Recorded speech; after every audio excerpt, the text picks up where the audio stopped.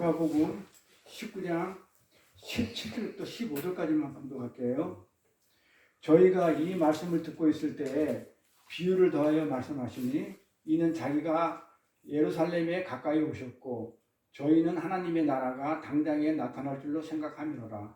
가라사대 어떤 귀인이 왕위를 받아 가지고 오려고 먼 나라로 갈 때에 그 종 열을 불러 은 10문화를 주며 이르되 내가 돌아오기까지 장사하라 하니라. 그런데 그 백성이 저를 미워하여 사자를 뒤로 보내어 가로되 우리는 이 사람이 우리의 왕됨을 원치 아니하노이다 하였더라. 기인이 왕위를 받아가지고 돌아와서 은 준 종들의 각각 어떻게 장사한 것을 알고자 하여 저희를 부르니. 아멘. 오늘 말씀 제목은 문화와 달란트 비유입니다. 그래서 두 번째 시간 오늘까지 서론을 끝나고 다음 주부터 이제 그 본격적으로 이제 본론으로 들어갈 건데요. 오늘은 열처녀의 비유 위주로 그렇게 말씀을 드립니다. 왜 그러냐면 이 달란트 비유가 열처녀 비유하고 연결되어 있기 때문에 이 달란트 비유를 알려고 그러면 열처녀 비유를 어느 정도 이해를 하고 가야만이 달란트 비유가 또 문화 비유가 이해가 돼요. 연결된 거기 때문에 따로따로 하게 되면 안 돼요. 그래서 여기 보면 제가 이제 본문에다가 뭘 파란 걸로 써놓고 빨간 걸로 써놓고 뭐 보라색 뭐 녹색 해놨잖아요. 왜 해놨을까요? 이걸 주 요점으로 읽어야 돼요. 저희가 이 말씀을 듣고 있을 때 어디서 뭘 들었다는 거예요? 그러니까 어디서? 예루살렘. 제가 그랬죠. 운명을 잡아낸다고.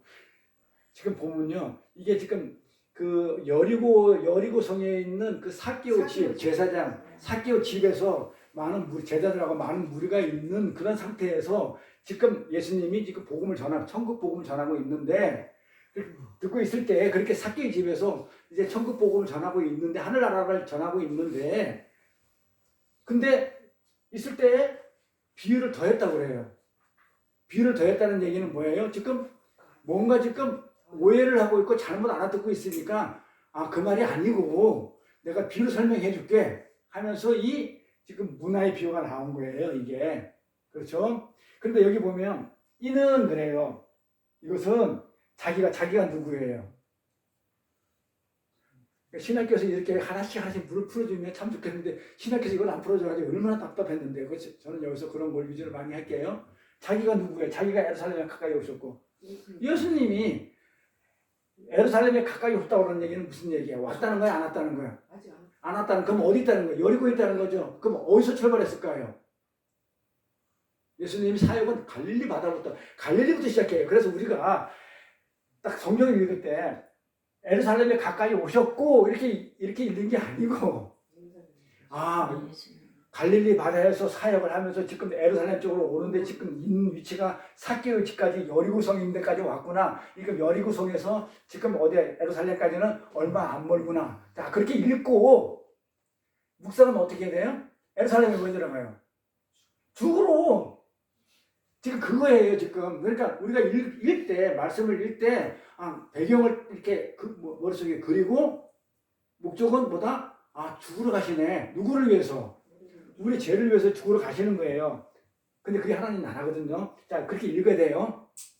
자, 근데 저희는 하나님의 나라가 당장에 나타날 줄 생각함이라 그래요. 저희가 누구예요? 저희는 또 누구야?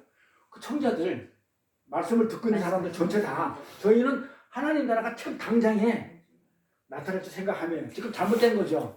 이것 때문에 예수님이 그 말이 아니다. 천국이 지금 당장 오는 게 아니고 어떻게 한다? 비유를 쭉 설명하는 거예요. 비유로 어떻게 오는지. 자, 그러면서 비유를 이렇게 설명해요. 자, 지금부터 비유 다 가라사대. 자, 지금 내가 다 말할 테니까 이 비유를 말할 때 잘 들어봐 하면서 어떤 기인이 왕위를 받아 가지고 오려고 먼 나라로 갈 때에 자, 지난 시간에는 요거는 그냥 헤롯 왕이 왕위를 받으러 로마에 갔다는 거 어떤 배경을 한 거라 했어요. 근데 오늘부터는 같은 서론이지만 이제 예수로 읽어야 돼요. 자, 예수님이 그래서 아까 우리 찬양할 때 예수 우리 왕이여 이곳에 오셔서 이렇게 하잖아요. 예수가 우리 왕이란 말이에요. 그 왕이 자, 왕위를 받아 가지고 이제 오려고 예수님이 이제 예루살렘에 들어간단 말이에요. 왜 들어간다고요? 죽어서 뭘 가져오려고? 왕위를 받아가지고 다시 오려고. 재림하려고.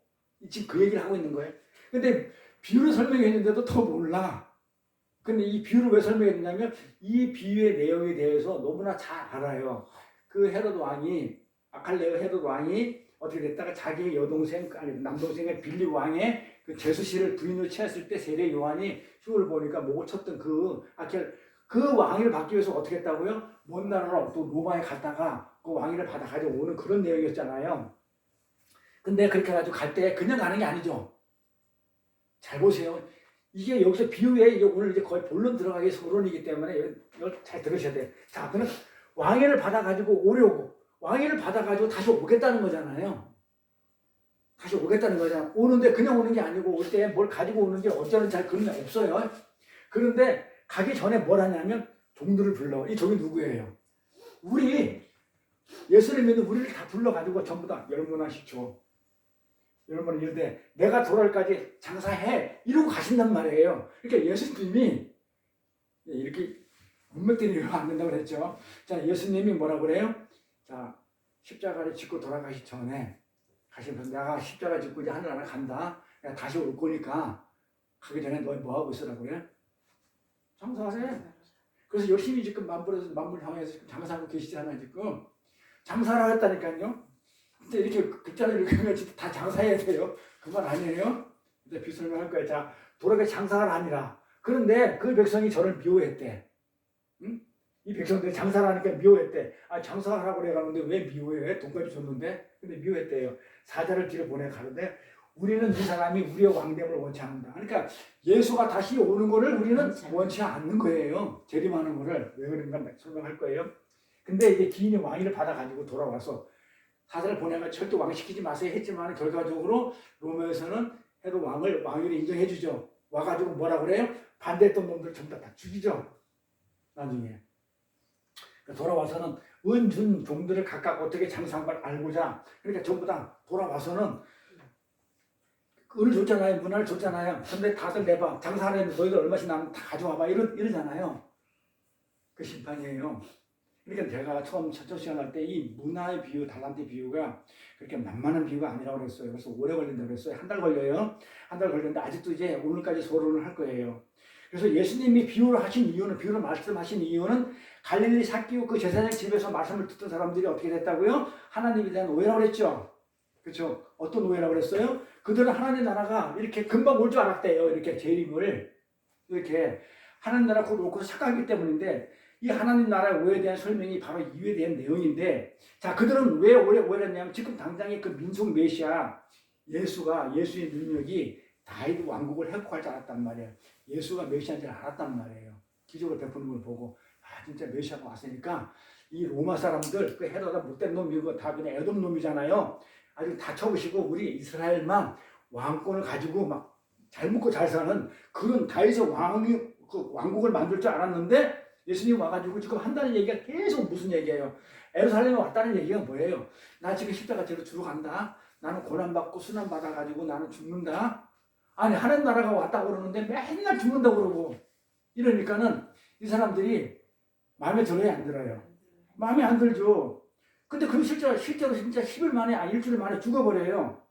그렇게 말하고 나서 여기 여리고성에서 삭개오 집에서 있다가 예루살렘에 들어가자마자 일주일 만에 진짜 죽어요. 그러니 세상 사람이 볼 때는 와 능력 있는 하나님이 오셔가지고 뭔가 이제 왕이 돼가지고 우리를 잘 먹게 잘 살게 했었는데 보니까 웬걸 그렇게 하기는커녕 십자가 지고 확 죽어버리네 그 약한 모습으로.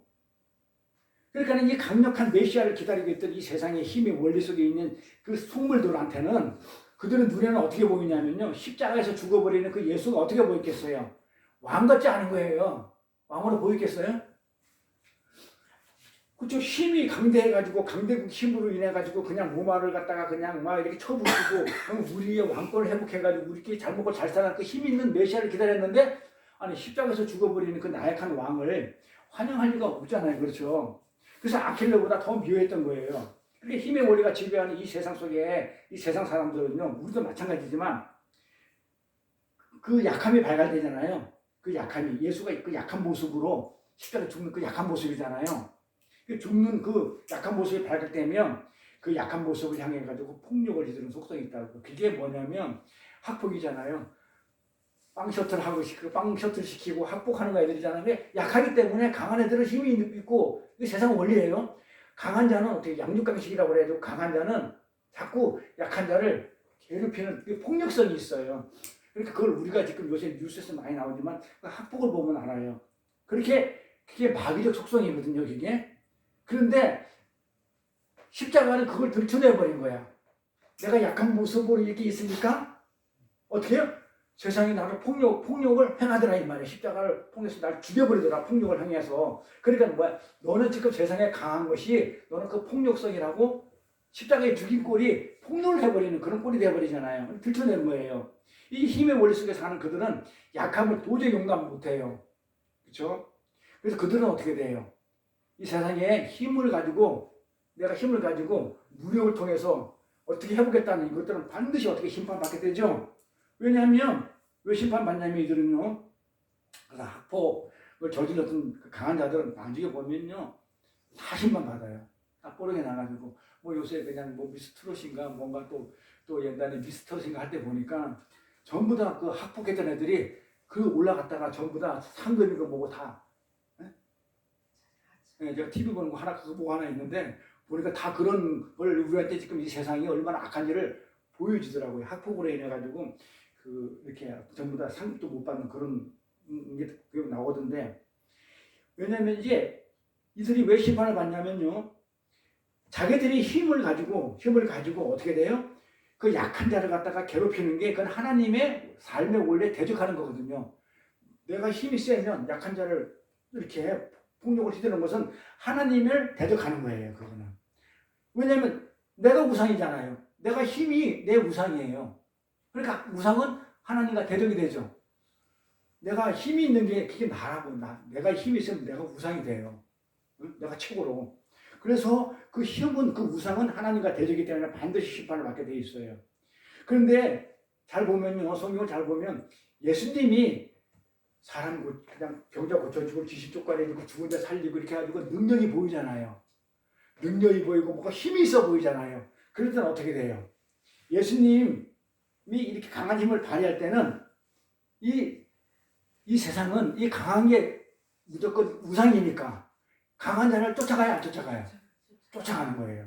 그래가지고 이 강함 때문에 가짜들이 심지어 마귀까지 뭐라고 하냐면요. 예수님 편에서 선을 가지고 그들을 좋아하는 게 왜 예수님 편에 섰냐면 그들이 좋아하는 게 힘이고 강함이기 때문에 예수가 힘이 있고 강할 때는요 전부 다 예수님의 편에서 그래서 뭐라고 얘기를 해요?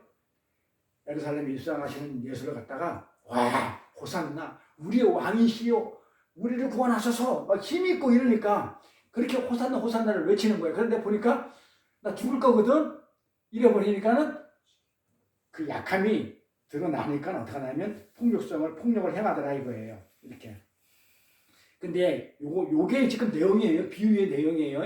자, 그래서 예수님은 지금 이 땅에 오신 거는요. 그렇게 천국의 갈자와 지옥의 갈자를 반드시 걸러내려 오셨거든요. 그러니까 이 세상에 많은 사람들이 있는데 거기서 어떤 무리만 성도만 구별된 무리만 하늘나라에 데리고 가는 게 예수님의 임무예요. 이 땅에 오신 임무예요. 구원을 하러 이 땅에 오셨으니까.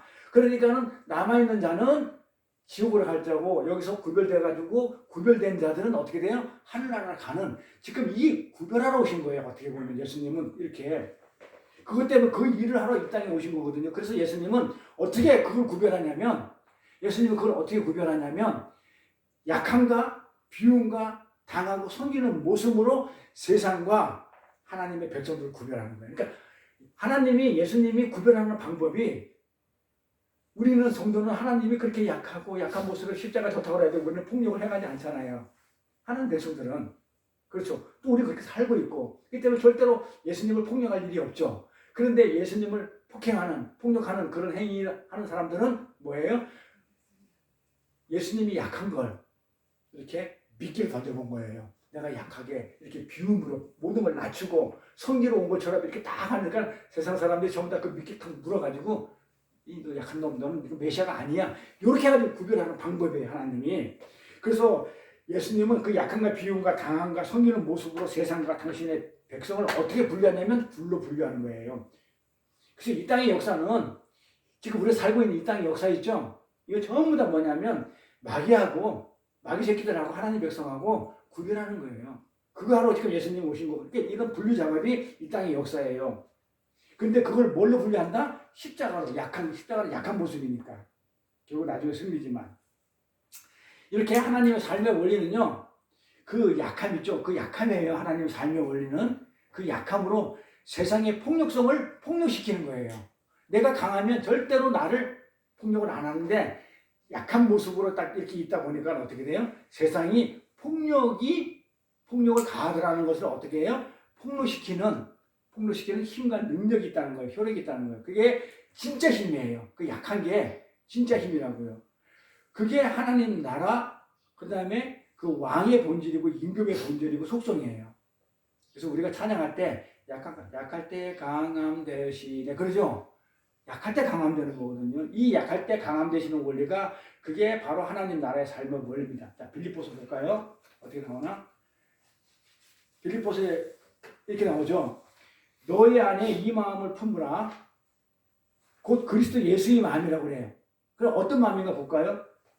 그 예수는 본래 뭐였다고요? 본래 하나님의 본체, 원래 하나님이란 말이에요. 그렇죠? 그런데 하나님과 동등함을 취할 것으로 여기지 아니하시고 이렇게 맨날 어떻게 돼요? 낮은 모습으로 나를 비웠어요? 안 비웠어요? 자기를 비웠죠? 그 우리도 비우는 거예요. 자, 7절에 보니까 오히려 자기를 비워 종의 형체를 가져가지고 뭐가 된다고요? 하나님이 종이 됐다는 거예요. 지금 종의 형체를 가지고 우리 사람들과 같이 되었다. 엄청 낮아진 거죠. 그러면 섬기는 거죠. 종을 섬기는 거니까. 그래서 사람의 모양으로 나타났을 때 자기를 낮추시고 죽기까지 복종하셨으니 곧 십자가의 죽으심이라. 자, 십자가가 죽으심은 뭐다고요? 어떻게 죽어요? 나를 낮추고 나를 부인하고 하나님한테 복종하는 거잖아요. 그 십자가에서 죽어 했기 때문에 그 죽는 모습으로 복종하는 거. 이게 십자가니까. 이러므로 하나님이 그를 어떻게 했다고요? 그렇게 했기 때문에 하나님이 어떻게 했어요? 그를 높여가지고 모든 이름 위에 뛰어난 이름을 주셨어. 이 세상에 예수라는 이름 위에 그보다 더 뛰어난 이름이 없다는 거죠. 그래서 하늘에 있는 자들과 땅에 있는 자들 모든 우주 만물이 전부 다 어떻게 해요? 전부 다 무릎을 꿇고 예수 이름 앞에 무릎을 딱 꿇게 만들어버려요.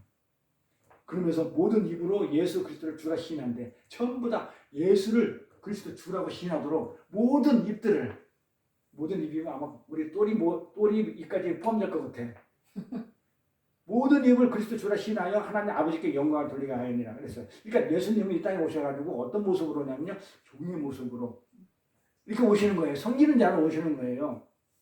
그래서 예수님이 그래서 이 비유를 설명할 때 말씀을 하늘나라를 설명하고 있는데 갈릴리 그 삭개오 집에서. 그런데 하늘나라가 곧 올 것 같은 얘기하니까 그게 아니야.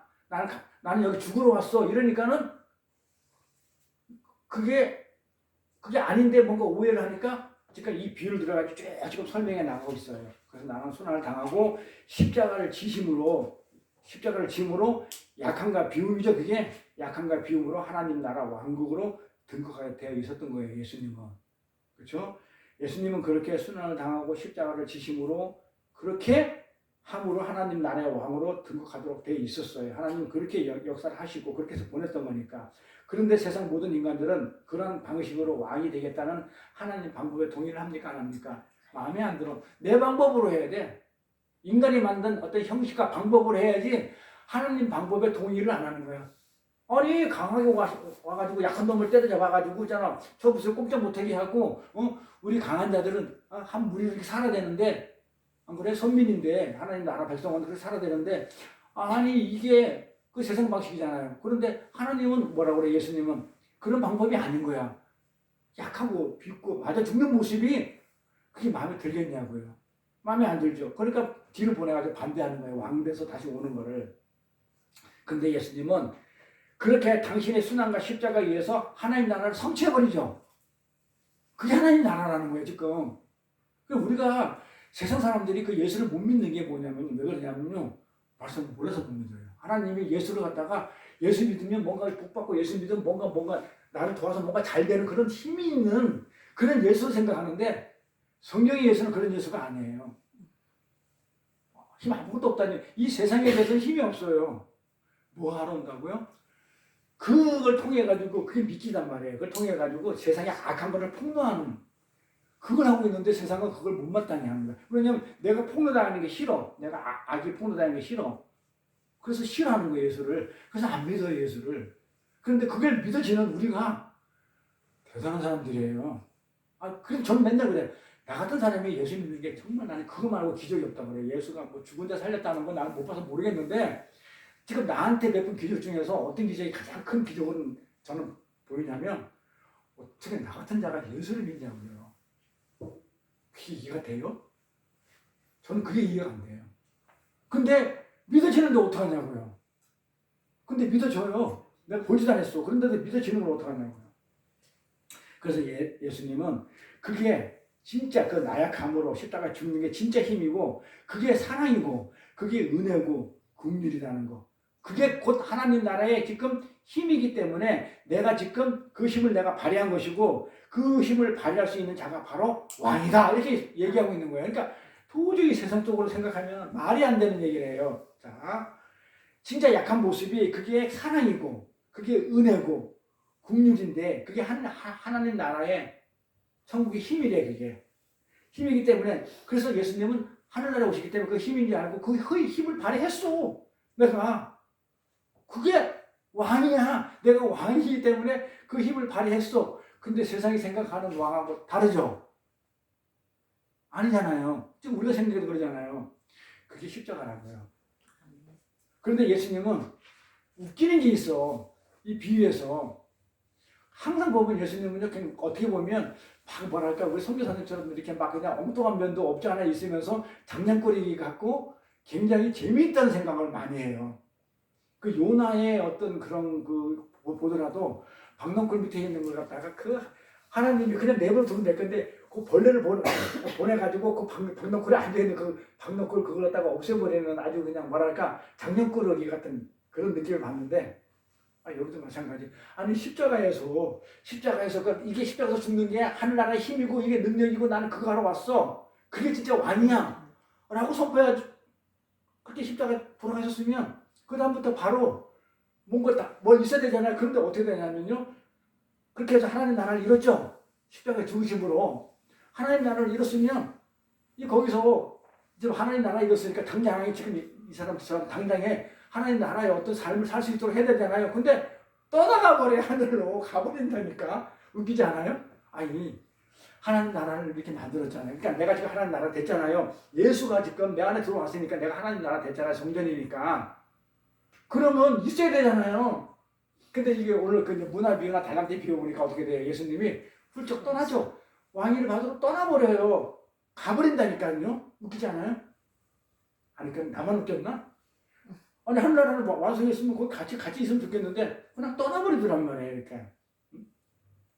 그래서 진짜 왕이 이 세상 왕이 아니지 가짜 왕이고 진짜 하늘나라 왕 진짜 왕이 부재 상태가 되고 왕이 없는 거야. 없는 거야. 자, 잘 보세요. 이 문화 비유일 때 왕위를 받으러 이렇게 가버리죠. 그러니까 지금 종들만 남아있죠. 지금 왕이 부재 상태죠. 똑같은 내용이에요. 그러니까 예수님이 하늘나라로 가버렸단 말이에요. 하나님 우편으로 가버리고 나니까 지금 왕이 부재 상태가 되어버린 거예요. 그래서 왕만 지금 부자가 된 게 아니고 성경을 보면요. 하늘나라의 그 왕도 왕이지만 하늘나라 자체가 우리 겨자식 공부할 거예요. 하늘나라는 겨자식 같다는 거. 하늘나라 자체도 지금 그 눈에서 안 보이는 거예요. 가시벽에서 그러니까 안 보여요. 겨자식처럼 누룩처럼 감춰져 버려요. 하나님 나라도 그래요. 근데 하나님 나라의 왕도 지금 부자가 돼버렸어. 하나님 나라도 지금 감춰져 버려요. 겨자씨처럼 은닉성이라고 그래요. 하나님 나라의 은닉성이라고 그러는데 이렇게 감춰져 버려요. 그러니까 이 세상적에서 보면 세상의 이 가시적 세상에서 이 현상만 보는 이 세상 쪽에서 보면 지금 하나님 나라도 없고 왕도 지금 없어. 없잖아. 눈에 안 보이잖아. 가버렸으니까. 이 부재 상태가 돼버린 거예요. 세상적으로 보니까. 그래서 하나님 나라는 지금 왕도 없지 나라도 없으니까 어떻게 생각했어요? 세상 사람들이. 눈에 안 보이니까. 안 보이잖아요. 지금 세상 사람들이. 안 보이는 거 어떻게 했어요? 없다고 하겠죠. 그러니까 왕이 갔다가 밀사까지 보냈으니까 사자까지 보내가지고 왕 못되게 했으니까 절대로 못 오게 만들었겠지. 절대로 안 올 거라 생각할 거 아니에요. 안 그래요? 그래서 그러면 세상 사람들은 그렇게 없다고 여기는데 누구 한 무리는 우리 같은 경우는 하나님은 하나님 나라의 왕과 은혜된 하나님 나라는 창세전에 선택된 우리들한테는 보여요? 안 보여요? 있어요? 없어요? 그게 웃기는 거다. 그게 기적이에요. 봐봐요. 그래서 창세전에 선택받은 하나님의 백성들한테는 그 믿음으로만 보이게 만들어놨어요. 그 세상 사람들에는 가시적으로 안 보여. 예수가 어딨어? 그 훌륭한 간디 같은 거 얼마나 훌륭해요. 휴가차 얼마나 훌륭한 사람들이야. 없는 거예요. 안 보이는 거예요. 없다는 거예요. 무신론자잖아요. 불가지론자들. 다른 종교 믿잖아요. 예수 못 믿잖아. 없으니까. 있으면 믿을 건데 눈에 보이면. 문제는 거기 있다는 거예요. 그러니까 이 예수 하나님 나라, 하나님 왕이 믿음이 없는 자들, 선택받지 않는 자들한테는 안 보여. 근데 누구한테는 보여요? 있어요? 근데 우리는 진짜 눈으로 봤냐 물어보면 봤어! 라고 할 정도로, 그죠? 믿음이 믿어진다니까요. 안 믿어지나요? 나만 믿어지나? 아니 그러면 안 되는데. 이 믿음으로 이렇게 만들어놨기 때문에 믿음으로만 보이게끔 만들어놨기 때문에 믿음이 있는 자들은 그 하나님 나라하고 그 하나님 왕을 있다고 믿어져요. 그래서 그들만 하나님과 하나님 나라 왕과 하나님 나라를 볼 수 있는 거예요. 나머지는 봐요 못 봐요? 못 봐요. 그래서 지금 이 비유가 이 내용이 하나님 나라 왕이 지금 이제 어떻게 됐다? 지금 그 왕위를 받으라고 왕이잖아요. 지금 부재 상태죠. 그분의 부재와 그 다음에 약한 모습이라고 그랬잖아요. 십자가에서 죽는 그 약한 모습, 그 약함을 지금 세상한테 지금 어떻게 하냐면 미끼로 던진 거예요. 지금 이렇게. 야, 안 보이지? 나는 나약해. 메시아로 왔지만 나는 나약해가지고 십자가에 죽는 게 하늘나라 왕이다 하면서 도저히 세상에서 동의하죠. 할 수 없는 그런 모습으로 미끼를 좀 던지는 거예요. 그 세상은 그 미끼를 물었을까요? 안 물었을까요? 물었을까요? 안 보이죠. 덥석 물고 뭐라고 얘기냐면요. 아까 얘기 똑같아요. 왕이 오긴 어디에 어떻게 와? 못 와. 응? 그리고 그 왕이 만약에 진짜 힘 있는 왕이라면 그렇게 약한 모습으로 십자가에 죽으면 안 되잖아요. 그렇죠? 그리고 십자가에 죽으면 안 되고 우리 하나님의 백성들은 어떻게 돼? 그냥 놔두면 안 되죠. 그냥 놔두면 안 되잖아 하면서 미끼로 확 물어버렸단 말이에요. 그걸 물어버린 세상은요. 어떻게 되겠다고요? 결국은 하나님이 심판하겠죠. 그런데 믿음이 있는 자들은요. 그 믿음으로 왕과 그 하나님 나라를 보게 되기 때문에 어떻게 돼요? 믿음이 있는 자. 그러니까 하나님 나라를 본 자, 하나님 나라를 보지 않는 자하고 지금 분류가 어떻게 돼요? 두 분류로 나뉘죠. 자, 그러면 결론을 하나씩 가볼게요. 여기 보면 10문화를 줘가지고 10문화 남긴 자, 착한 종이라고 표현을 해줘요. 그러니까 5문화 남긴 것도 착한 종이에요. 2문화 남기면 다 착한 종이에요. 그런데 한 문화를 감췄다가 다시 드러내는 이거는 악한 종이에요. 자, 그러면 문화비가 뭐가 되겠어요? 지금 하나님이 하나님 나라를 설명하는 데 있어서 하나님 나라는 약한 자의 모습이 그게 힘이다라고 얘기를 하고, 그렇죠? 분류하는 그 작업을 하는 게 십자가라고 그랬잖아요. 지금 그 일을 하러 예수님이 오셔가지고 지금 그렇게 십자가에서 돌아가셨기 때문에 분류가 지금 되고 있는 거예요. 그래서 이 비유 내용은 주제가 뭐냐면 악한 종하고 착한 종이 지금 분류하는 거예요. 이게 이해가 돼야 열천지 비유가 또 이어집니다. 자, 그렇게 분류가 되는데, 그런데 힘이 원리 속의 아담적 세상은, 이 세상은 그렇게 부재 속에 숨어 있는, 그렇게 은닉되어 있는 하나님 나라의 왕을 어떻게 평가하는가 볼까요? 그걸 성경에 찾아보면 답이 나와요. 자, 어디 가면 베드로후서 가볼게요.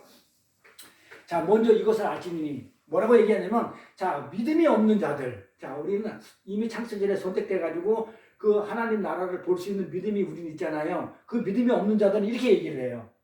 먼저 이것을 알지라 하놓고 나서 말세에, 자, 이 세상에 이 기롱이 조롱이에요. 기롱하는 자들이 와가지고 뭐라고 얘기하냐면 자기의 정욕을 쫓아. 내가 좋아하는 이 세상 정욕이죠. 세상 거 정말 내가 가지고 싶어하는 이 정욕을 쫓아 행하면서 뭐라고 하냐면 조롱하면서 가되 주의 강림하신다는 약속이 어디 있냐? 그러니까 어디 있어? 어떻게 와? 못 와? 어떻게 와? 지금까지 우리가 지금 역사적으로 지금 뭐 수만 년, 수천만 년 내려오고 있는데 조상들이 다 죽은 이후로 만물이 그때나 지금이나 똑같이 창조된 그때나 지금 똑같이 있는데 뭐가 멸망하고 누가 오긴 누가 와 이렇게 조롱을 하더라고요. 누가? 믿음이 없는 자들이. 그렇죠? 베드로후서를 보면 이렇게 세상이 예수님을 이렇게 조롱을 해요. 그래 예수님은 왕도 아니다. 다시 오지도 않을 것이다 이렇게 얘기하는 거예요. 그래서 어떻게 살아요? 자기 정욕대로 마음대로 살아요. 그래서 세상이 더 악한 사람들이 많은 거예요. 그래서 예수 믿는 사람이 그나마 정욕을 좀 줄이기 때문에 좀 그래도 그나마 좀 선한 사람들이 많은 거예요. 이 예수 안 믿는 사람들은 그래서 마음대로 살아요. 왜냐하면 예수가 안 올 거기 때문에 심판이 없을 건데 뭐 오긴 뭐가 와. 그런 확신 속에서 세상이 어떻게 했다고요? 사자, 대표자까지 파견해가지고 왕대심을 반대하는 그 유대인들의 어떤 그 상황을 통해가지고 지금 이 비유에 선명하게 그려지고 있잖아요. 이게 비유의 내용입니다. 그래서 그분은 강력한 하늘의 왕권을 소유한 지 지금 하나님 보좌 우편이기 때문에 지금 세상에서 볼 때는 부자로 보이는 거예요. 예수님은. 자, 사도행전 볼까요? 자, 사도행전 보면 이렇게 나오죠. 2장에 보니까 내가가 누구예요? 내가가 누구고 내가 누구예요? 내가 내 원수로 내 발등상이 되게 하기까지 너는 내 우편에 앉아있으라 하셨도다. 그런즉 이스라엘은 온 집에 정령할지니 너희가 십자가에 못 박힌 이 예수를 하나님이 주와 그리스도가 되게 하셨는지 할 때 이 내는 누구예요? 예수예요. 예수. 내가 내 원수로 하나님이 내용을 잘 보자. 너는 내 우편에 너가 내 우편에 있으라가 내가 누구라고요? 하나님 우편이잖아요. 너는 누구예요? 예수. 너는 예수예요. 그러니까 내가 네 원수 너 잡아 죽인 십자가에 죽인 그 원수를 너의 예수의 발등상이 요거예요. 발등상이 뭐냐면 이제 전쟁을 하다가 이제 전쟁에 패하게 되면 항복을 하죠. 항복하는 그 표시를 알고 내가 엎드리죠. 엎드리면 전쟁에 이겼다는 표시를 했잖아요. 승자는 그 패자의 등을 이렇게 밟고 이렇게 누르는 걸 발등상이라고 그래요. 여기 발등상이에요, 이게. 네. 발등상이 되겠다. 자, 그러면 뭐예요? 누가 이긴다는 거예요? 그러니까는 내 원수가 발등상이 된다고 그랬으니까는 예수를 잡아 죽인 이 세상 사람들은 바리새인들은 쉽게 얘기해서 예수를 믿음이 없는 자들은 어떻게 한다고요? 예수의 발등상이 된다는 거예요. 발로 패한다는 거예요. 심판을 받는다 그런 뜻이에요. 근데 언제까지 앉아있으라고 그래요? 내 우편에 앉아있으라. 그때까지 발등상이 될 때까지 그 세상 사람들이 멸망할 때까지 패할 때까지 어떠라고요? 하나님이 너는 내 우편에 있어. 그러니까 예수님 지금 어디 있는 거예요? 하늘 아래 있으니까 이 세상 사람이 볼 때는 여기가 안 보이니까 부자가 되어버렸잖아요. 그렇죠? 응? 아닌가요? 이게 부자가 된 거잖아요. 이렇게. 그래서 하나님이 그를 주와 그리스도가 되게 하셨죠. 그렇게 해가지고 승리를 해가지고 어떻게 뭘로 말미암아? 십자가의 못 박으로 말미암아. 자, 십자가에 못 박은 것으로 말미암아 어떻게 했다고요? 그 하나님이 예수를 주와 그리스도가 되게 하셨다고요. 그러니까 십자가에 못 박히지 않으면 승자가 안 돼요. 그래서 십자가는 승리라고 그래요. 그걸 그림으로 보여준 게 십자가에서 죽는 걸 보면 나약한 모습으로 약한 모습으로 죽는 것 같지만 세상 사람 눈에는 예수가 죽은 게 실패처럼 보여요. 그런데 어떻게 돼요? 다시 살아나기 때문에 승리가 되어버려요. 그런데 결국은 어떻게 되냐면 주와 그리스도가 되기 때문에 하나님 나라의 발등상이 되어버리니까 누가 승자라는 거예요. 그래서 우리가 부활절을 날아갔다가 찬양할 때 보면 가사가 승리하셨네 승리하셨네 이래요. 근데 세상 사람들은 예수가 십자가에 죽는 걸 뭐라고 얘기를 하냐면 왕도 아니야. 죽었다고 그래요. 실패라고 그래요. 그래서 이렇게 십자가로 말미암아 예수를 만물의 왕으로 삼으셨거든요. 그런데 그가 하나님 보좌 우편에 앉아 계시죠? 지금 하나님 우편에 앉아 계시니까 이 가시적으로 현상에서 눈에 보입니까? 안 보입니까? 그러니까 이 땅에 오고 있지 않고 계시죠?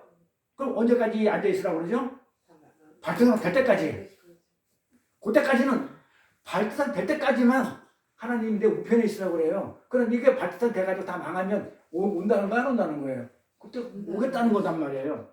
이 말은 무슨 말이냐면 그 원수들의 정체를 완전히 폭로시켜가지고 넌 악인이야. 이렇게 시켜서 그들이 하나님의 대적으로 분리할 때까지 예수님은 믿기로 은닉한 거야. 하나님 나라도 숨어있는. 그러니까 우리 눈에는 보이지만 믿지 않는 믿음이 없는 자들한테는 안 보이는 거예요. 예수가 슈바치 그랬잖아. 예수라는 게 어디 있냐고. 예수가 어디 있어. 그런 게 어디 있어. 그리고 십자가에 죽는 그 예수는 내가 왜 믿어야 돼. 그러니까 은닉돼 있고 안 보이는 거예요. 눈에 안 보인다고. 그러니까 우리가 진리는 눈에 보이는 걸 갖다가 아니고 눈에 보이는 것을 가지고 그 안에 내용을 보는 걸 진리라고 그랬잖아요. 못 보는 거예요. 진리를. 그래서 하나님의 부재성, 그 다음에 하나님 나라, 왕의 부재성과 은닉성으로 그들에게 미끼를 이렇게 던져보니까 어떻게 돼요? 그들이 기고만장해가지고 내 멋대로 사는 거야. 진짜 없는 것처럼. 그러니까 그들이 왕을 완전히 무시해버리죠. 그렇죠? 왕을 조롱한다고 그랬잖아요. 아까 기롱한다고. 그렇게 무시하고 조롱한단 말이에요. 근데 그들이 죄인으로 풍도될 때 그때 어떻게 한다고 그래요? 죄인으로 발등당이 될 때 그때 오겠다는 거예요. 기원하겠다고. 다시 내가 오겠다는 거. 이게 문화의 비유잖아요. 그래서 우리는 알고 있는 소택받은 우리 믿음 있는 자들은 예수님은 지금 여기 있어요, 없어요? 있지만 있죠. 있지만 안 보는 거죠. 근데 우리는 안 보인다고 해서 없다고 안 해요, 우리는. 우리는 어떻게 와 있어요, 예수님이? 내 안에 어떻게 와 있어요? 성령으로, 보혜사 성령으로. 지금 예수님은 하나님 우편에 계시는데 가면서 보혜사를 보내가지고 그 예수의 영이에요. 보혜사는 예수를 증거하고 예수 한 행적을 갖다가 드러내고 또 예수를 증거하는 거기 때문에 그 예수라는 영이 내 안에 들어와 있기 때문에 실체는 하나님 우편에 있다 하더라도 그 영이 내 안에 들어왔기 때문에 그게 예수가 나한테 있는 거예요. 그리고 우리는 예수가 있기 때문에 여기 왕이 있어요, 없어요? 있어요, 우리한테는. 그러니까 어떻게 살겠어요? 왕이 있으니까 내가 주인을 사겠어요. 왕이 주인을 사. 내 삶이 달라요.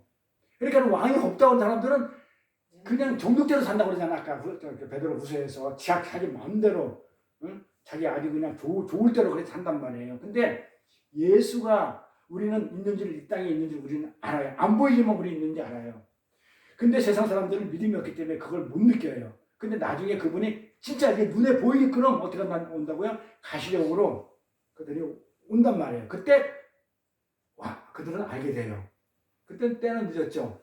심판날인데 올 때는 아까 그러잖아. 발등상이 될 때까지 여기 있다가 이제 내려오는 날에는 이제 죄가 다 폭로됐기 때문에 언제 예수님이 죄를 만나면요.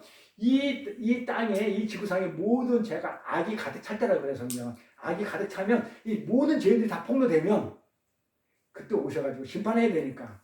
아직 악이 안 찼는데 지금 와서 심판하면 뒤에 저진 사람은 또 심판해야 되니까 악이 가득 찰 때 와가지고 그때 오겠다는 거예요. 처음부터 다 폭로되면 발등상이 다 그냥 만들어 놓고 그때 와가지고 심판하시겠다는 거예요. 그때 기한이 이루어져요. 복음이 다 전파되는 곳인다고. 그렇죠. 복음이 전파됐는데 이제 복음이 전파되면 어떻게 돼요? 악한 자가 구별되잖아요. 아니 복음을 안 받아들이는 저 악한 자들의 믿음이 없으니까 안 받아들이는 거야. 그게 전부 다 복음이 전파된다는 얘기나. 그러니까 우리가 그러면 하지 말라는 말하고 진리는 하나이기 때문에 복음이 전파된다는 얘기나 악한 자가 가득 찼다는 얘기나 진리는 하나 얘기이기 때문에 하나 얘기예요. 자, 그래서 이 죄성이 완전히 풍도될 때, 완전히 구별될 때 예수님의 기한이 이루어져요. 이게 복음이 다 전파된 거죠. 근데 세상은 어떻게 한다고요? 세상은 보이지 않는 하늘의 왕을 조롱하죠. 그리고 그분을 부인하죠. 없다고. 그렇게 믿음을 부여받지 못한 세상은 은닉되어 있는 하늘의 왕 봐야 못 봐요. 예수 우리 왕이 아까 우리 찬양했잖아요. 그 왕이에요. 이곳에 오셔서 우리가 종이라고 하잖아요. 지금 그 가사 내용이 지금 이 아까 예수 그 왕이 오고 찬양 가사예요. 그러니까 세상은요 못 봐요. 믿음을 부여받지 못해가지고. 그래서 은닉된 하늘나라 왕을 보지도 못하고 그분이 없다고 생각하기 때문에 부재 속에서 자기 정욕을 쫓아 산다 그랬죠. 아까 베드로후서에. 그러니까 그게 어떻게 풀면 이렇게 내 뜻과 내 야망과 내 비전과 성공을 쫓아서 사는 거예요. 그래서 그 성경을 성공하기나 성공주의나 기복신앙을 그러니까 내가 어떤 꿈을 이루는 비전을 그러니까 성경을 말씀을 하면서 이렇게 다단계하는 쪽에 보면 가보면 교육받으러 가면 믿는 자들이 굉장히 많아요. 비전을 이뤄야 된대. 꿈을 이뤄야 된대. 그 세상적인 거 말고 하늘나라를 꿈을 얘기하는 게 아니고 세상의 비전을 이루고 성공을 해야 된대. 그럼 하나님 기뻐한대. 진짜 잘못됐거든요. 그래서 그냥 약간 미혹하는 거거든 말이에요. 근데 그게 아니에요. 자, 하나님이 없다고 그러니까 예수가 이 땅에 안 보이니까 어떻게 산다고요? 정욕을 쫓아 사는데 어떤 정욕을 그 정욕이 뭐라고요? 심판받는 정욕이 뭐라고요? 자기 뜻대로 사는 거예요.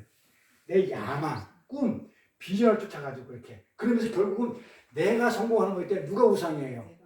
내가 우상이에요. 나를 섬기는 사람다. 그러면 이제 나는 우상은 하나님하고 무조건 대적이죠. 우상은 무조건 더 죽이는 게 하나님의 방법이에요. 근데 내가 우상이니까 내가 어떻게 돼요? 우상은 죽는 거죠.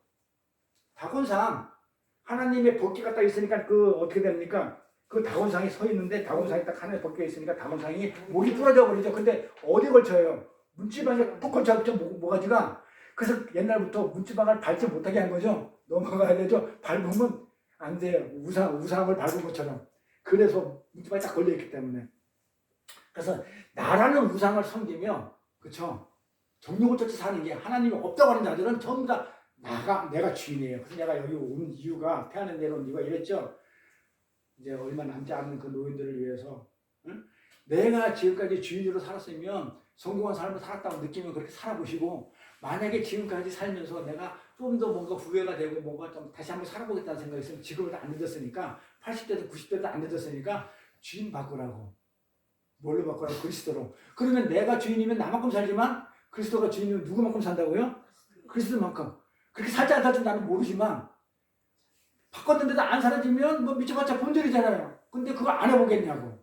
한번 해보자고 하려고 왔는데 여기 교회가 생겨져가지고 지금 뜻하자는 기회가 생겨가지고 이렇게 말씀 전하고 있는데 이것도 하나님의 뜻이니까 제가 순종하고 있거든요. 어쨌든 그래서 보면 나를 섬기는 그 우상을 섬기며 내 재성을 낱낱이 지금 풍도당하는 거예요. 이게 미끼란 말이에요. 그러니까 약하지가 않은데 약하게 오고 죽는 모습으로 오고 비우고 속이는 모습으로 오니까는 세상은 약한 걸 갖다가 눈뜨고 못 봐. 학폭을 해야 돼. 그럼 넌 나쁜 놈이야 라고 이제 재성을 지금 폭로시킨 거란 말이야. 낱낱이 드러난 거란 말이야. 그때 와가지고는 강한 모습으로 와가지고는 어떻게 한다고요? 심판하시는 거예요. 그때 어떻게 그게 오늘 비유에서 말하는 악한 종들이에요. 자, 그러면 이제 비유는 두 가지로 나오는 거죠. 지금 뭘 얘기하고 싶었냐면 이 문화 비유, 달란트의 비유는 남긴 자하고 남기지 않은 자예요. 그러니까 착한 종하고 악한 종, 그걸 얘기하고 있는 거예요.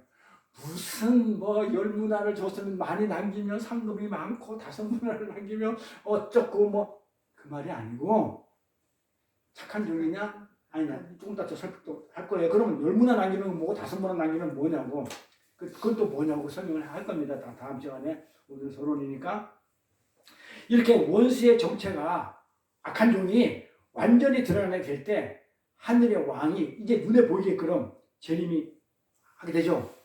재성이 확 폭로되면. 그런데 예수님의 부재와 하나님 나라의 은혜 속에서 세상의 재성이 낭낭하게 폭로될 때 우리는 어떻게 됐냔 말이에요. 그러면 그 세상이고 믿음이 없는 사람들은 그렇게 재성이 낭낭하게 폭로되죠. 정욕대로 살았으니까.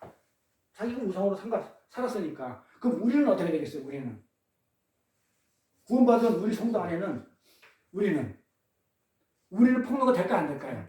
어? 안 돼. 되죠. 아니 우리도 지금 육신을 입고 있는데 우리 재성도 같이 폭로가 돼요. 세상에 우리가 그러잖아. 지금 하나님이 있긴 있는데 눈에 안 보이니까 믿지만은 어떻게 살아요? 하나님이 없는 것처럼 살기도 하잖아요.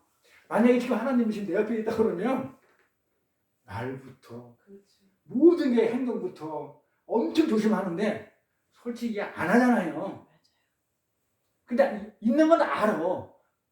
안 돼요, 우리가. 육신을 입고 있기 때문에. 그건 안 돼요. 우리 점점 조금씩. 그러니까 세상 사람보다는 조금 나아도 재성이 그렇게 많지는 않아도 없지 않아 있어요. 그래, 우리도 폭로돼야 안 돼요.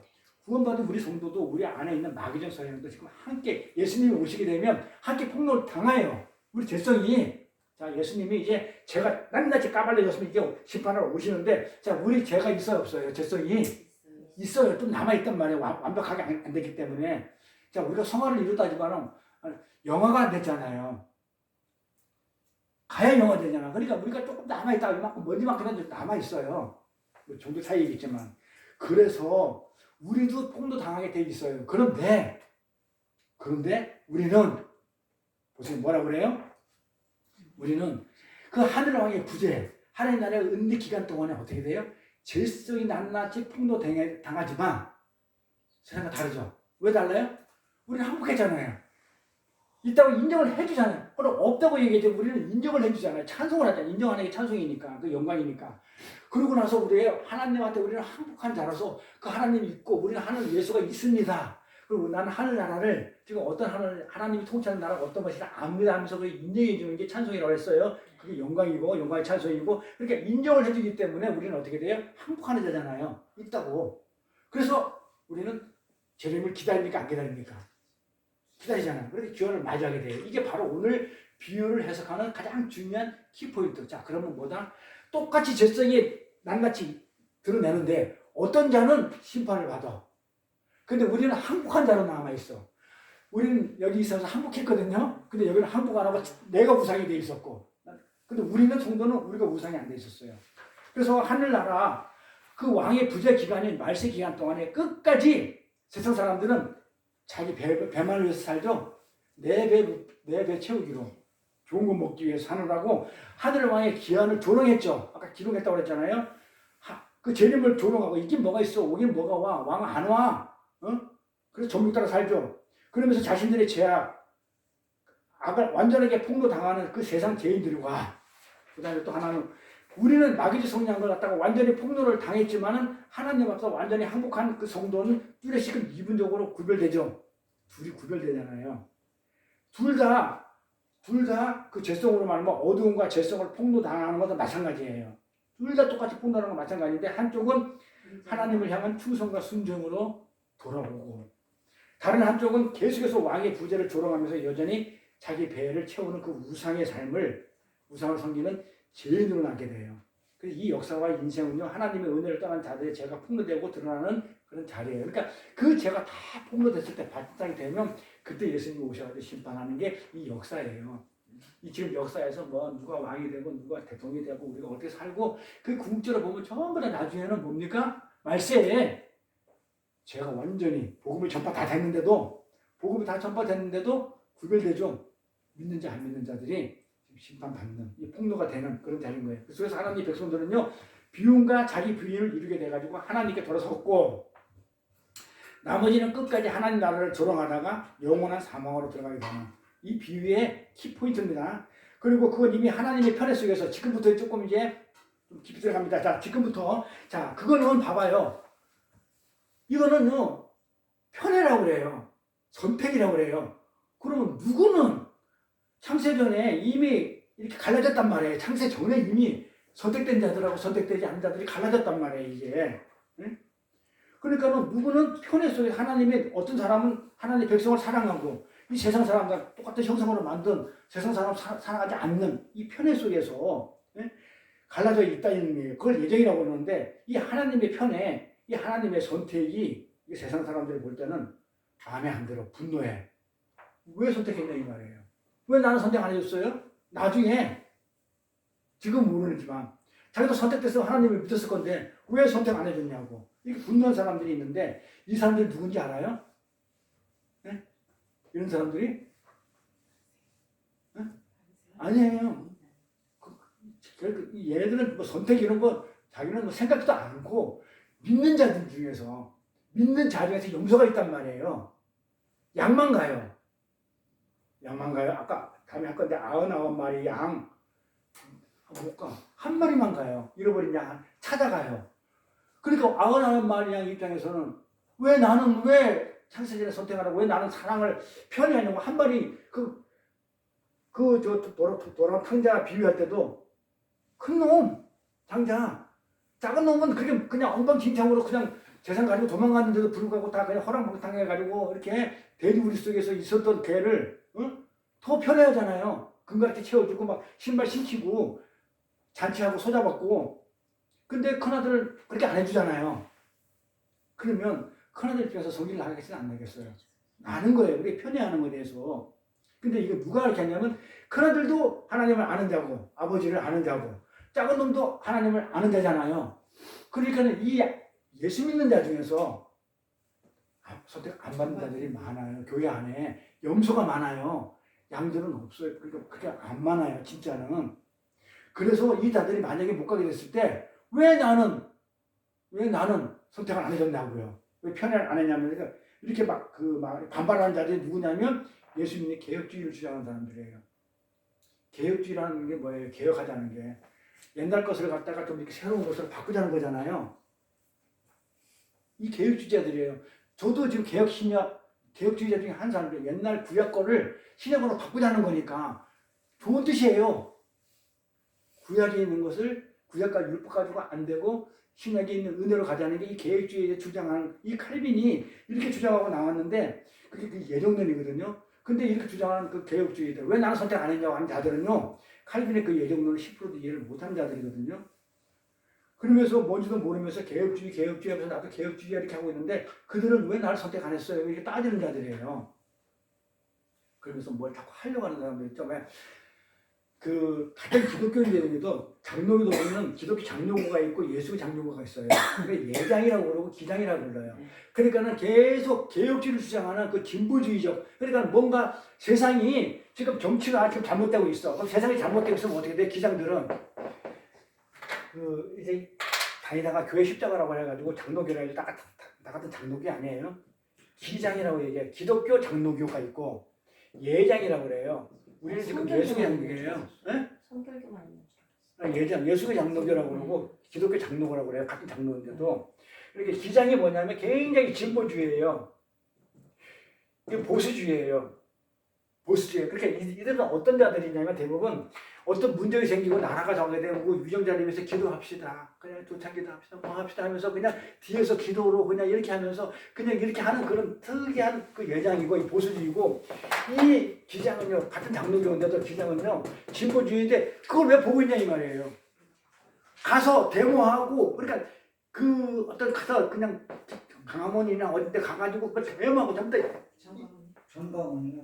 전부 다 이런 쪽 있고 가서 데모하고 그 다음에 우리가 정치를 개혁해야 된다. 개혁주의인데 이거 바꿔야 된다는 거예요. 근데 정확한 개혁주의는 그게 칼빈이 개혁주의거든요. 칼빈이 개혁주의 예정론이 그 장로교가 예정론을 주장하는 거거든요. 감리교는 누구나 믿기만 하면 구원받는다지만 장로교는 그게 아니에요. 하나님의 창세전에 선택한 자만 간다는 게 예정론이란 말이 칼빈교예요. 근데 감리교 쪽에서는 아마 그렇게 할까 누구든지 믿기만 하면 잘 보세요. 누구든지 믿기만 하면 그럼 주체가 누구돼요? 믿는 주체가 나잖아요. 성경 그렇게 써 있는 글이 한 개도 없어요. 성경은 내가 믿는 게 아니고요. 하나님이 찾아오셔가지고 나를 믿게 하는 것이지. 그래서 장로교에서는 뭐라고 해야 되나 누구든지라는 이 구조를 어떻게 했냐면 선택받은 자 중에서 누구든지예요. 이렇게 칼빈은 해석을 해요. 그래서 성경에서 쭉 보면 내가 부처를 안 믿고 예수를 믿었기 때문에 나는 구원을 받는다 이게 아니에요. 성경은 아브라함도 하나님이 찾아가고 전부 다 찾아가는 다른 종교가 달라요.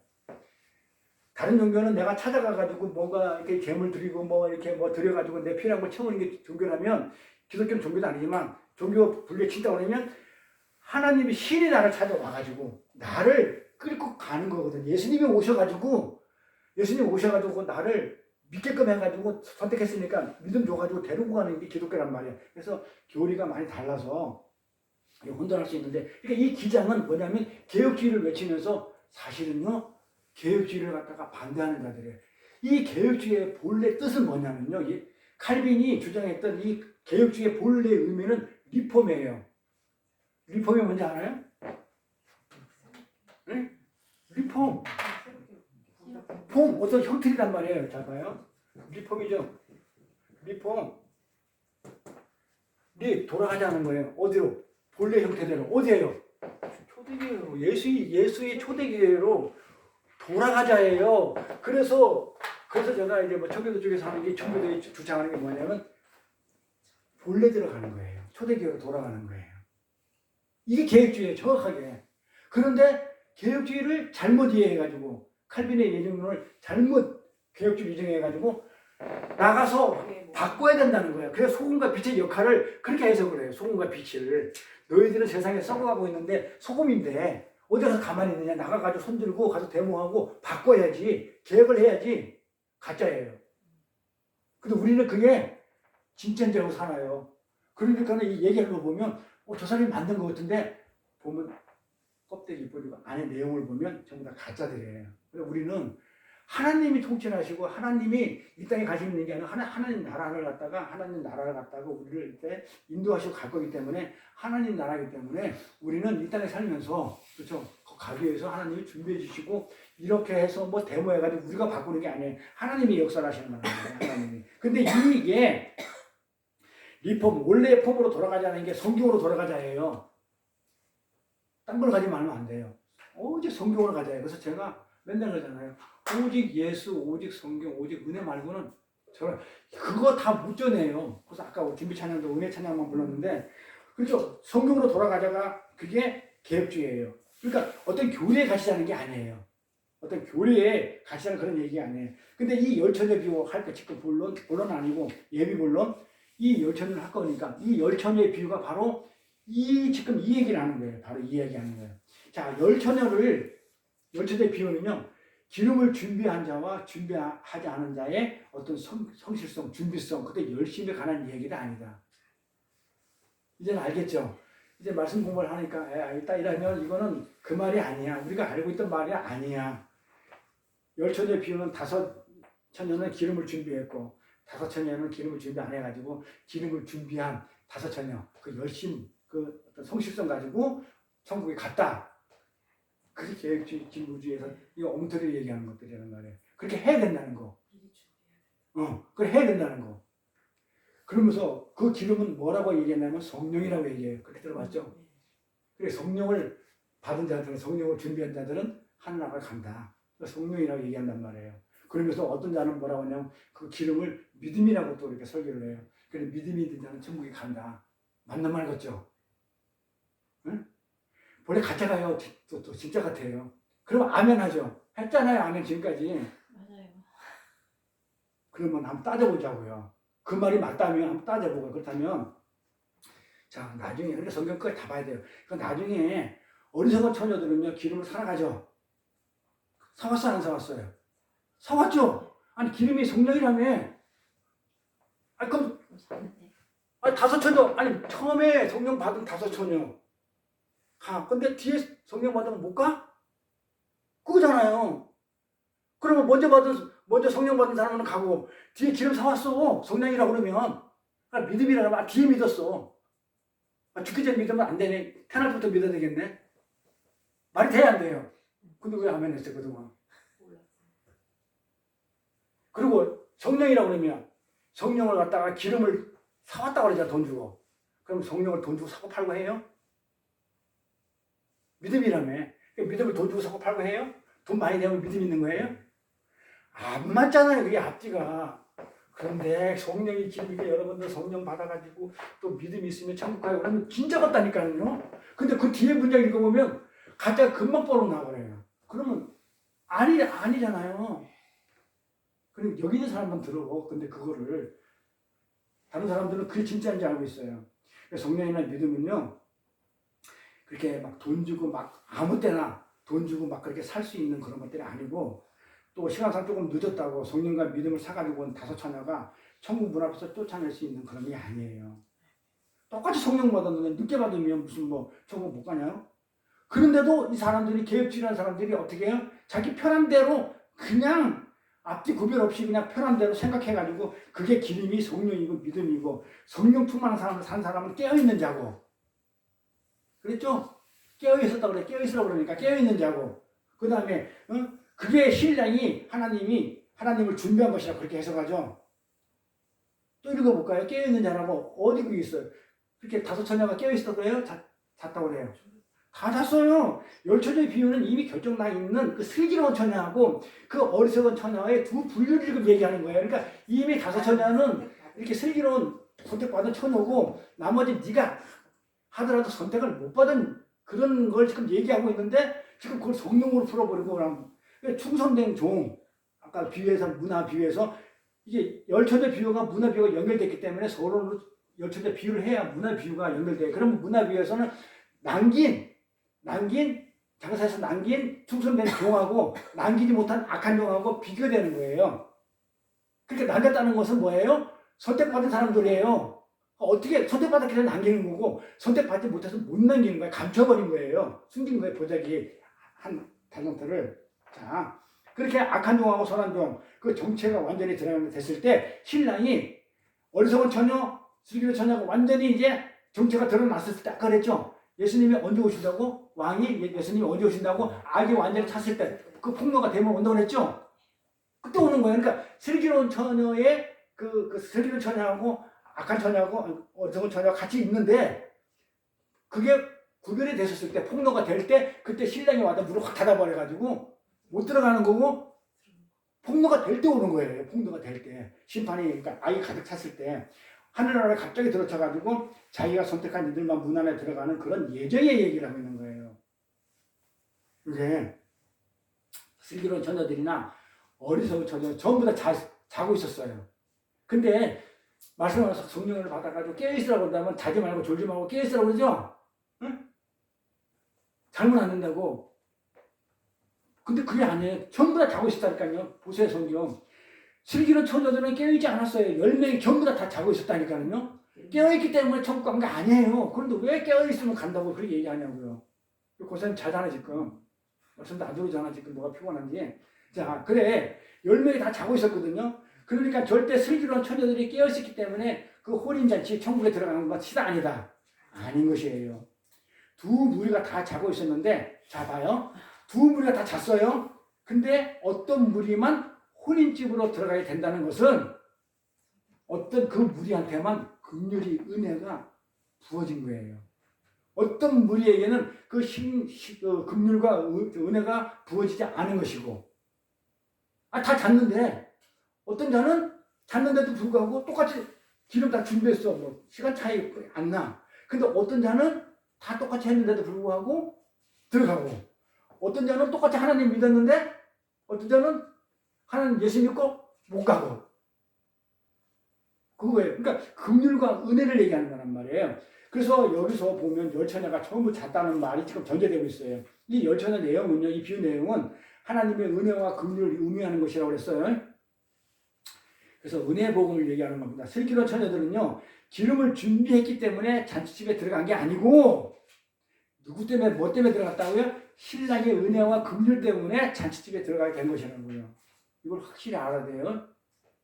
기름, 성령, 믿음 이루고 가게 되면 성경이 앞뒤로 막 흩어져 버려요. 그런데 이 비유의 결론이 뭐였냐면, 그런데 깨어있으라예요. 자지 말고 깨어있으라예요. 다 잤는데 깨어있으라예요. 비유. 자, 그러면 이 깨어있으라는 이 깨어있음의 정의를 다시 한번 생각해 봐야 되겠죠? 아니, 다 잤는데, 열처녀가 다 잤는데, 다섯 처녀도 자고, 슬기는 다섯 처녀도 자고, 어리석은 다섯 처녀도 다 잤는데, 다섯 처녀만 깨었다고 데리고 갔다니까요. 똑같이 잤는데, 그러면 이 깨어있음이라는 단어의 정의를 우리가 한번 생각을 해봐야 되겠죠?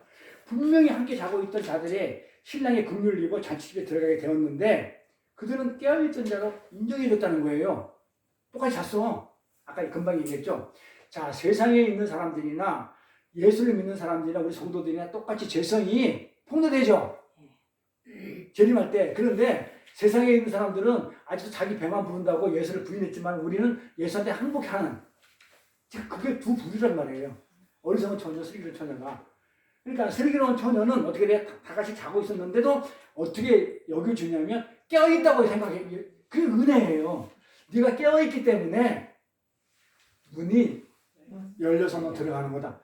자고 있었다니까요. 그러니까 깨어있다는 그 의미를, 정의를 다시 한번. 그래서 깨어있던 자로 인정을 해줬다는 것에서 우리는 그 깨어있음이라는 그 우리의 열심과 성실이서 나오는 게 아니고, 우리가 깨어있기 때문에 가는 게 아니고, 나는 우리 성실과 내 노력과 내 힘과 어떤 그거 가지고는 안 되고, 나는 할 수 없이 나는 자고 있는데도 불구하고 내 열심이 아닌 하나님의 열심과 은혜와 긍휼로 나를 깨어있게 여겨서 데리고 가는 거예요. 이해가 가죠? 그래서 그 신랑 측에서 긍휼과 은혜에 비롯되는 것을 우리는 알아야 돼. 이게 깨어있음이에요. 열처녀 다 잤는데 다섯 처녀만 깨어있다고 여겨주는 거야. 그게 은혜 아니에요? 그래서 그 많은 예수 믿는 중에서 여기 있는 사람들만 깨어있는 자들이잖아요. 맞아요? 여기 있는 자 말고 그 다음에 또 많이 있겠죠. 많이 있겠지만 그래도 이 말씀을 의미를 알고 있는 자들은 정말 깨어있는 자들이죠. 그래서 따라서 슬기로운 다섯 처녀가 준비한 기름은요, 뭐다? 성령이다, 믿음이다, 뭐다? 성령. 또 성령이라고 그러는데 성령이 아니라고 그랬죠. 그러니까는 슬기로운 다섯 처녀가 준비한 기름은 뭐다? 믿음. 아니라고 그랬죠. 내가 믿음도 아니고 성령도 아니고. 아니 근데 금방 그랬잖아요. 은혜와 은혜라고. 은혜의 긍휼. 그거예요. 그거 하나님의 은혜고 사랑이고 열심이고 하나님의 선물이에요. 자 결론 났죠? 네. 그러니까는 이 기름을 준비한 자들은 뭘 준비했냐면 내 열심을 한 게 아니죠. 하나님의 은혜로 하나님의 열심으로 하나님의 은혜로 선물을 받은 자들이에요. 그게 선택된 자들이라니까요. 그러니까 우리가 하나님의 백성으로 선택된 게 창세에 선택된 게 뭐다? 선물. 그러니까 앞으로 기름을 믿음으로 성령으로 하려 앞에 안 맞는다고 얘기를 하니까 하나님의 은혜와 긍휼로 받은 열심으로 받은 선물이에요. 그래서 자고 있었는데도 깨어있다가 여겨준 거고 그러다 가는 거예요. 중국에 우리 힘으로 안 간다는 거예요. 우리 열심으로 간다고요? 하나님 선물로 하나님 열심으로 가는 거예요. 천국은요. 지금 그 얘기를 하고 있는데 그게 그래야 성경 전체 내용하고 맞죠?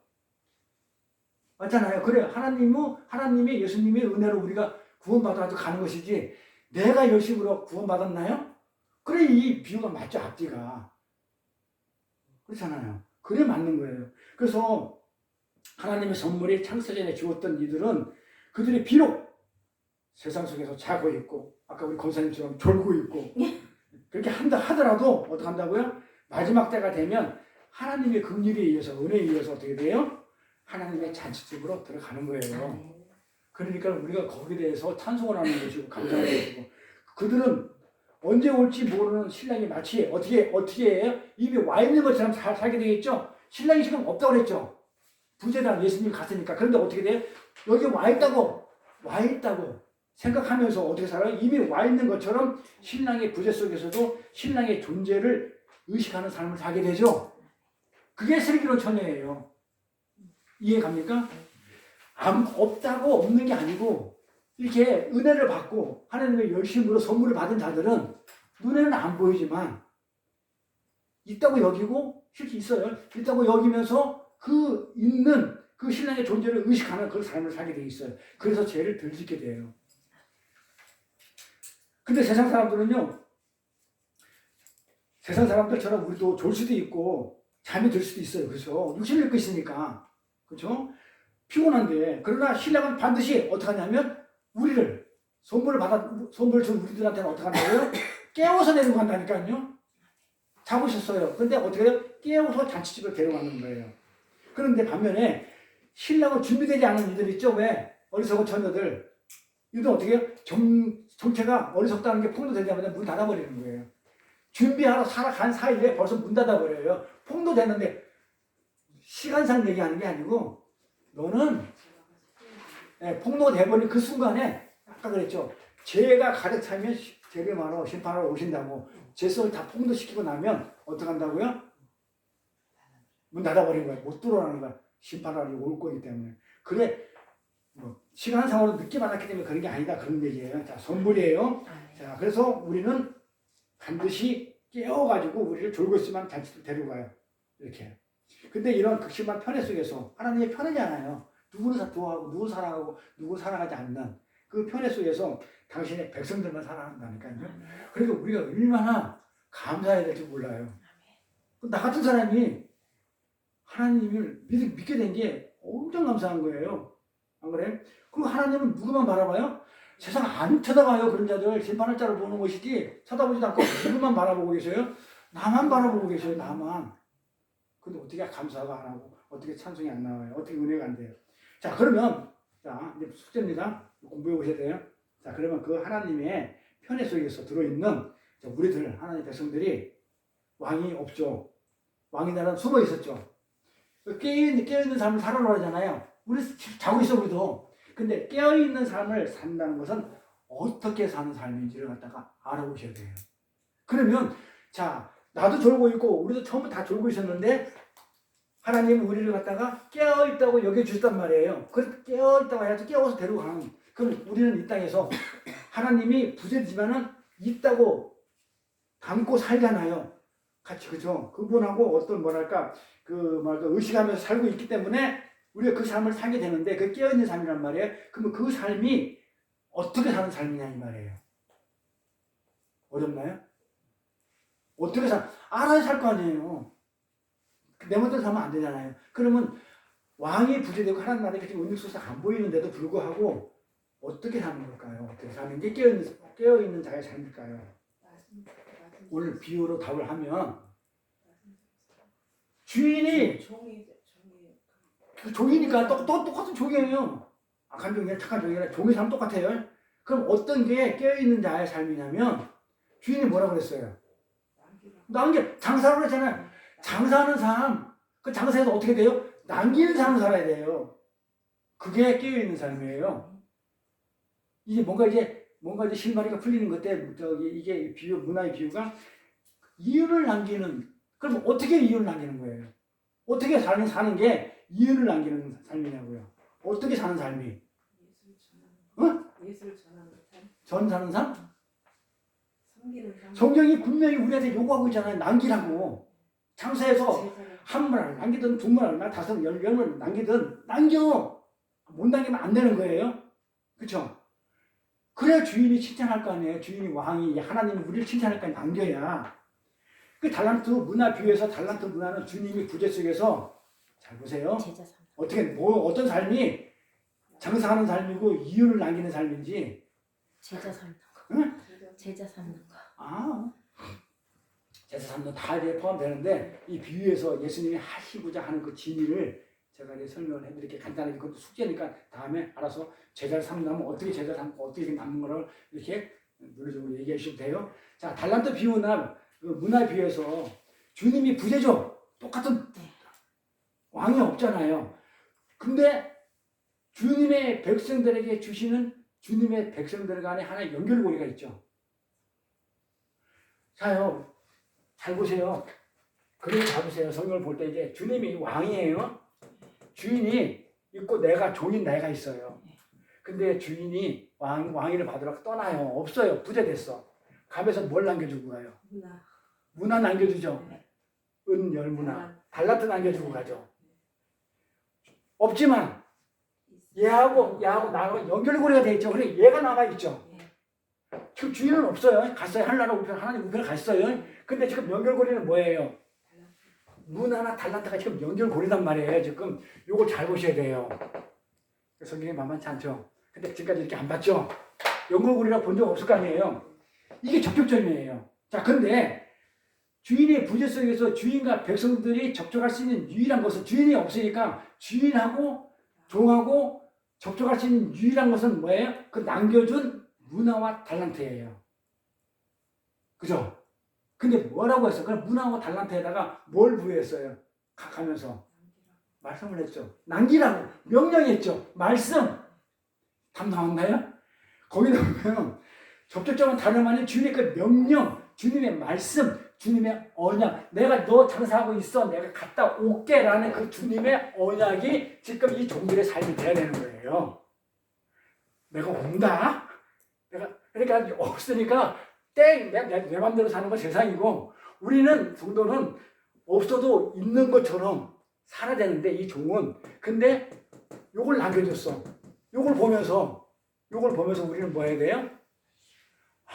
요걸 남기려 했구나 라는 그 말씀, 내가 온다는 그 언약의 말씀을 우리는 붙들고 사는 삶이 열천여 비유에서 깨어있는 잠들지 말고 깨어있는 삶이라는 거예요. 자, 이해 가나요? 자, 이제 점점 이제 본론으로 들어가니까 좀 재미가 있어지려 하잖아. 오늘 본론 안 들어가죠. 그래서 이 접촉점은 다름 아닌 주인의 명령이고 주인의 말씀이고 주인의 언약인데 주인이 다시 오신다는 딱 그 말 한마디 남기고 떠나죠. 그게 문화잖아요. 달란트고.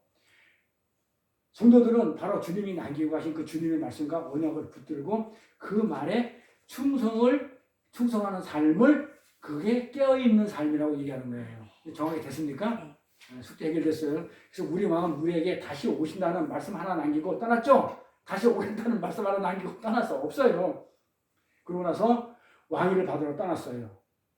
그분이 지금 왕위를 받아가지고 지금 어디 계셔요? 하나님 우편에 계시죠? 그럼 언제 오신다고요? 제사장이 다 봉될 때, 발등상이 될 때까지 하나님 우편에 있다고 그러잖아요. 모든 인간들이 제사장이 낫는지, 복음이 전파돼서 제사장이 낫는지 폭로될 때, 그때 발등상이 되면 오신다고 그랬죠. 이 세상제가 완전히 폭로될 때까지 오시지 않죠, 그러면. 아직까지 제가 완전히 복음이 완전히 전환이 안 되고 제가 완전히 돈 안 됐기 때문에 아직 안 오시죠? 가시죠. 기한을 안 하시 눈에 보이는 그런 재림이 없죠? 근데 성도들은 주님이 남기고 가신 그 주님의 말씀과 언약을 붙들고 그분이 다시 오셔서 영원한 하늘나라의 왕노릇 할 그날을 우리가 기다리며 사는 것을 깨어있는 삶. 신랑이 올 거라고 지금 봐봐요. 자, 열천의 비유. 그 내용을 보면 그러죠. 열천이가 그러죠. 신랑이 신부를 데리고 올 거니까는 깨어있어. 잠들지 말고 기름을 준비해가지고. 그게 깨어있는 삶이라니까. 우리는 신랑이 어떻게 한다고요? 남기고 간 말씀, 기름. 그게 기름이에요. 됐죠? 선물, 말씀, 문화.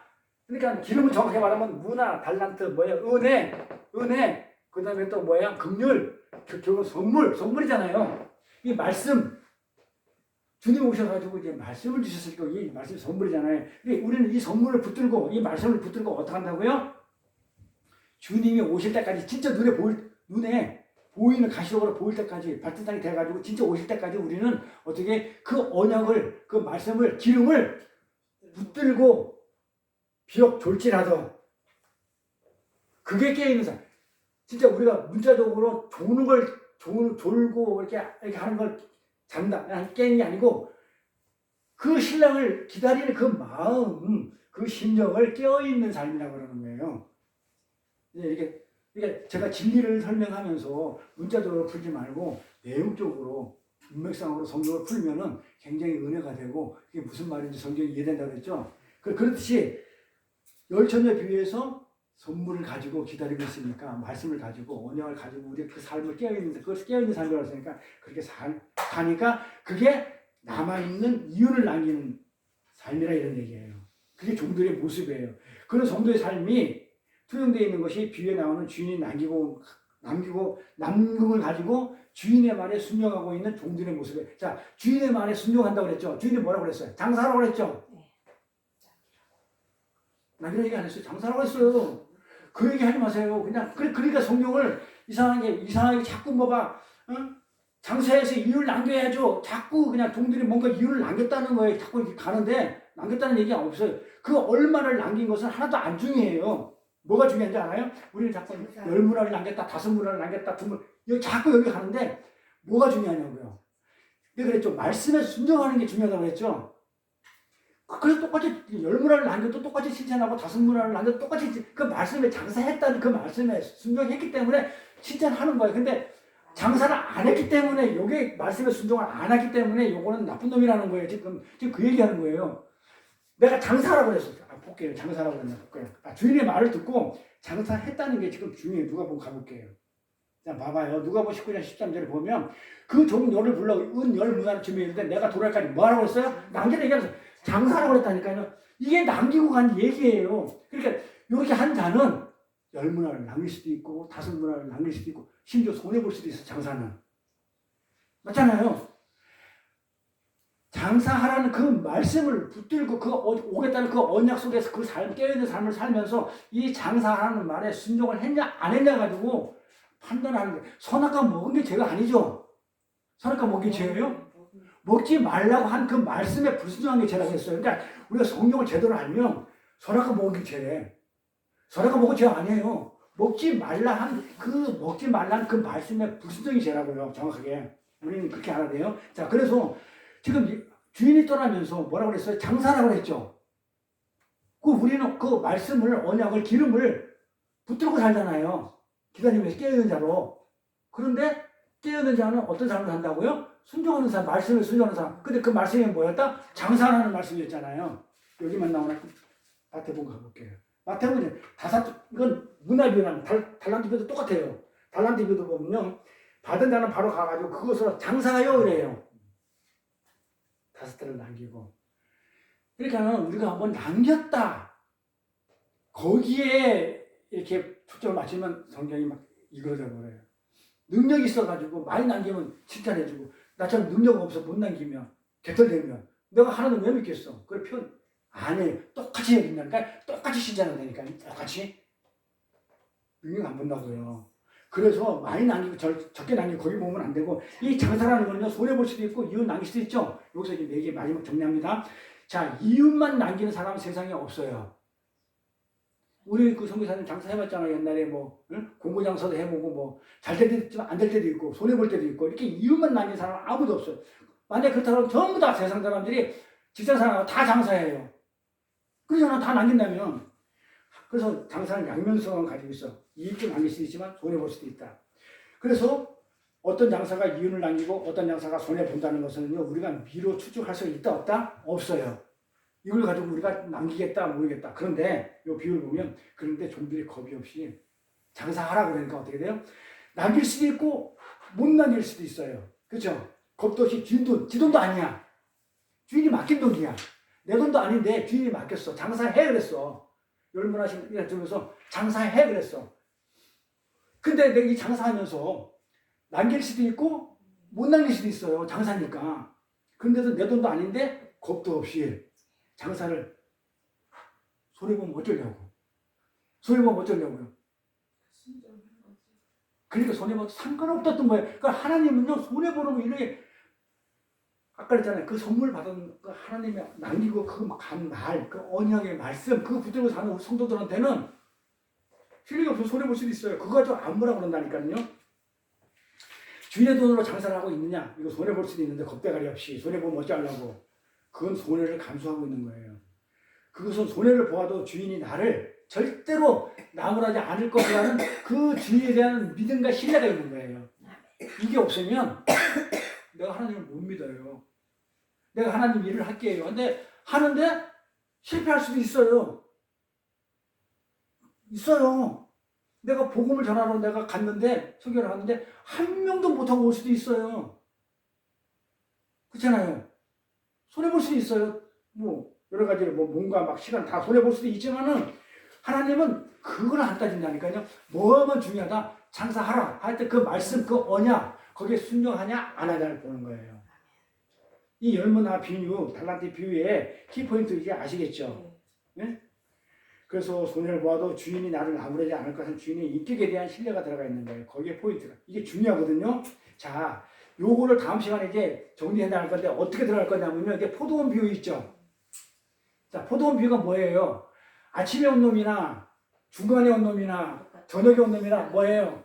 같은 쌍이죠. 하나님 나라의 원리가 그렇다고요. 그러니까 많이 남기나 적게 남기나 뭐 손해본 놈이나 하나님 말에 순종하면 전부 다 하늘나라 간다 못 간다? 그 얘기를 다음 시간에 포도원 품꾼의 얘기를 비유를 들어가지고 다음 시간에 이제 지금까지 서로 계획 잡았어요. 이제 본론 들어가시면 기도합니다.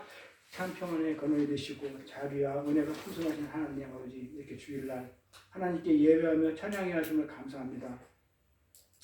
이 시간 비유의 말씀을 통해서 예수님의 부재와 은닉으로 인한 말세의 기간 동안에 끝까지 자기 자신의 배만을 위해 사느라 하늘왕의 기한을 조롱하며 자신들의 죄와 악을 완전히 폭로당하는 그런 세상 죄인들과 다름없는 저희들을 하나님 앞에 완전히 항복하는 성도의 삶으로 삼아주셔서 주님이 남기고 가신 그 주님의 말씀과 언약을 붙들고 다시 오셔서 영원한 나라의 왕로로 사실 그날을 기다리며 살 수 있는 소망을 주셨사오니 그때까지 하나님이 원하시는 거룩을 이루어 세상의 유혹을 받지 않고 오직 말씀의 능력 안에서 승리하는 복된 인생들로 축복하여 주옵소서. 감사드리며 거룩하신 우리 주 예수 그리스도를 받들어 기도드렸사옵나이다. 아멘. 찬송가 240